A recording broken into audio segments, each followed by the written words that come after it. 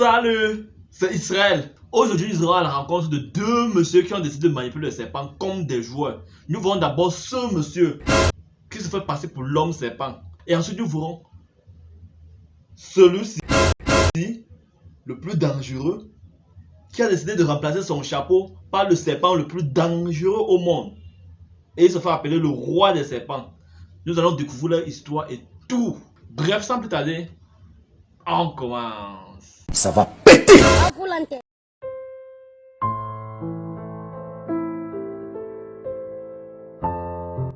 Almaarufu wanapenda kunita Mango Star au Snake Man. Je m'appelle Alice Mohamed Mango.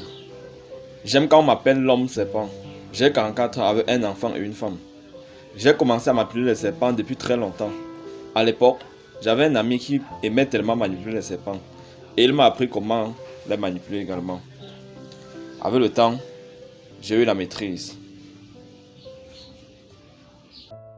Je vis avec ces serpents depuis plus de 21 ans. Et ils sont au total 14. Moi, je les considère comme des frères. Il affirme qu'il nourrit ses serpents uniquement avec des rats et des poulets et qu'il mange 3 fois par mois seulement. Nous lui avons demandé pourquoi il donnait l'impression d'avoir peur de manipuler les serpents.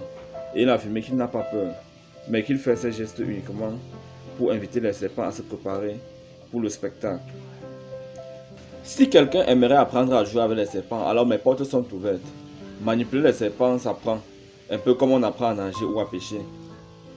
Manipuler les serpents ne révèle pas de la magie noire.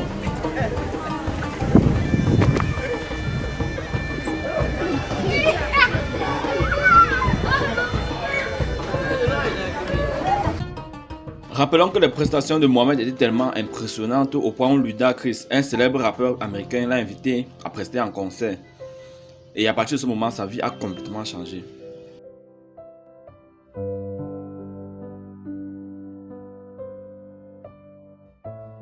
Voilà, maintenant on ferme le chapitre, on passe au deuxième homme du jour.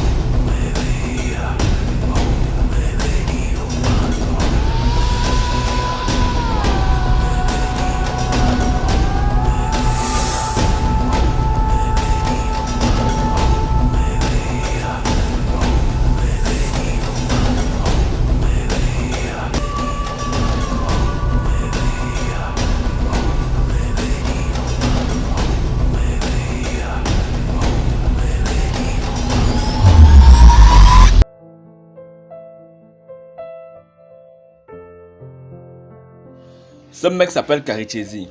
Le gars attire les serpents sans même avoir besoin d'aller les chercher en brousse. Il se considère comme le roi des serpents. Et il affirme que ses ancêtres manipulaient les serpents et que c'est d'eux qu'il a hérité de ce talent. Dans son village, personne n'ose lui adresser la parole. Car ses pratiques sont tellement effrayantes. Regardez vous-même comment le gars manipule les serpents. Ce qui est curieux, c'est qu'il s'en fout du fait que personne n'ose lui adresser la parole dans le village. Au contraire, il est même plutôt satisfait. Car il préfère vivre avec les serpents que de vivre avec les humains. Lorsque vous entrez dans la cour du gars, vous voyez les serpents se balader partout. Un peu comme les poules du village.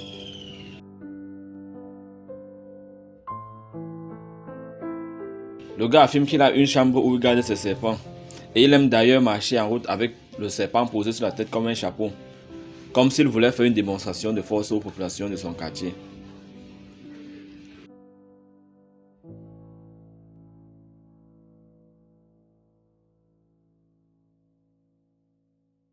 Ce qui est curieux, c'est qu'aucune des deux personnes n'accepte que cette pratique relève de la magie noire. Ils affirment que ce sont des talents que tout le monde peut apprendre simplement et le maîtriser.